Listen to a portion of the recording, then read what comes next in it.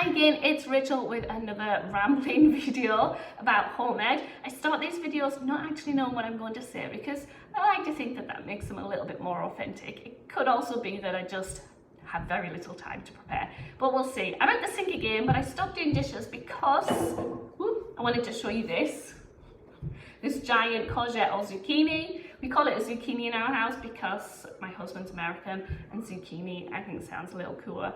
But this was given to me by a friend via Instagram who I got to meet in real life for the first time, a home ed friend, and it was so lovely. And I really love how home ed introduces you to this vast community of people. Sometimes it can feel lonely, I get that, I'm not trying to belittle that. But when you do meet people, it might be people that you would never normally meet, but you have this one thing in common that you've made this brave step to, feels brave anyway, to go against the mainstream of how people usually educate their kids. And the connections that you make are brilliant and fantastic, and our kids all click too. So it was really nice to just chat and gel with somebody who I would never have normally met if it wasn't for home ed. So I would just encourage you to do that. Reach out to people via social media or in real life because the connections they're great. Anyway, what I thought I would do in this video is just talk briefly about what I thought. I shouldn't say things like that.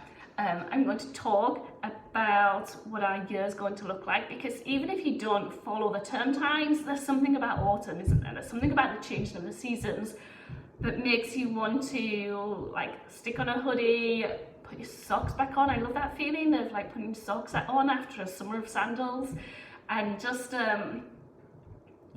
reflecting and making changes and so on. So we did, even though I publicly declared that we weren't taking the summer off, we did. And we didn't do any structured stuff. So my family, I would describe us for literacy and maths, I would say we're relaxed and semi-structured, and for everything else we're pretty much unschooly. And we kind of stopped that semi-structured part over the summer. But we've started it up again because I find it a really great time to connect with my kids, because I'm not the parent who, when we go to the playground, I'm not the one pushing them on the swings or running around with them or climbing the trees with them. We love to go out and do stuff together, but playing together in that way, or building Lego together, or getting the train sets out together, that is their time. They enjoy doing that, just them, and I enjoy having that space to do other things. And the way we connect is often through doing activities together, like arts and crafts, or reading together, or going on nature walks, watching TV together. There's a lot of ways that we connect, and table time has become one of those times where we connect. That was a big bang. My kids are upstairs. I'll go and check later. But I don't know if it's laughing or crying. No one's injured, we're fine. Yes, so table time is a time when we chat about things and we do stuff together, and it's a really nice time of connection. So we're all looking forward to starting that up again. So the way that our days are going to roughly look is I usually have an online meeting in the morning. So we'll either do our table time, which will be about 45 minutes. It'll have breaks in between, I guess. We'll either do that before my meeting or afterwards, depending on the day. And then kind of lunchtime. There's a kid in the background. He found the sweets.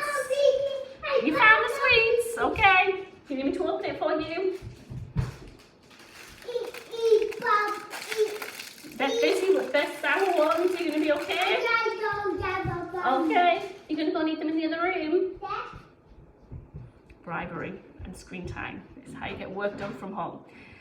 Where was I?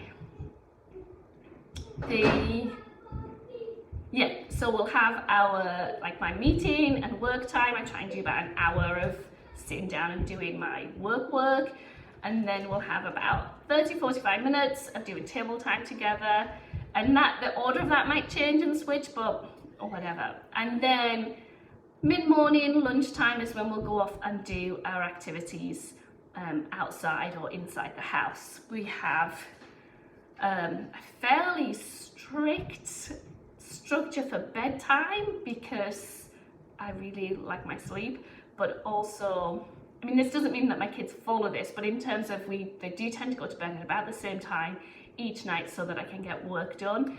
And so, yeah, they'll have their play and so on. We'll go out and do stuff. Then we'll come home, chill out together. They'll maybe play outside or play in the house. And then it'll be dinner and bed. So fairly just like simple days. And in terms of how our whole week is going to look, weekends we tend to stay at home. One kid has started a karate class, so she'll be doing that. But we tend to kind of hunker down at home, do little chores, play like around our house, but we don't travel and go to any activities usually on a weekend, unless there's something free, and then we're straight there. But we're going to have 2 home ed groups that we're going to, both of them fairly informal. One is a nature group and one is a group that I'm starting that's it's mainly about socialisation and building community. So there are 2 things that we've committed to doing aside from some online stuff as well. And then we've got our local community centre that I've talked about before, where they do food sharing and run different activities.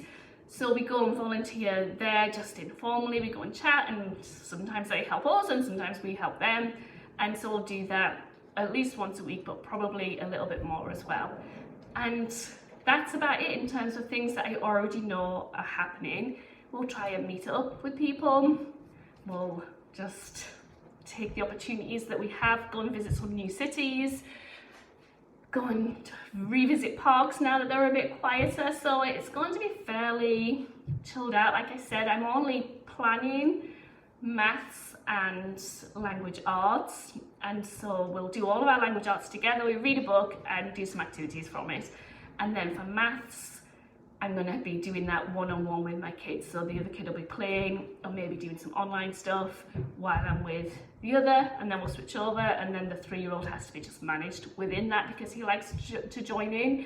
But everything else is just going to be through kind of life learning and having some good discussions and questions and so on, because I have been going through the national curriculum actually recently and looking through the things that would be expected of my kids. We don't follow the national curriculum in our house, but it was interesting to check that actually, especially say with science, we've covered pretty much all of the objectives up into about the end of year 4, and my kids only just turned 8, my oldest, and that's just through our nature group and just through talking and so on. So I feel pretty confident that the other areas that we're moving at a good pace through those, even though, or maybe because we're unschooling in those areas. But that is pretty much what the rhythm is going to look like until Christmas time. So I'm really curious to see what yours are like, if maybe you're a little bit more structured than I am, or if you're more loosey-goosey. I think it's great to learn from each other, and all of it is needed. And who knows, this might be another thing where I publicly declare what we're doing, and then in a month's time I tell you that we didn't do any of it.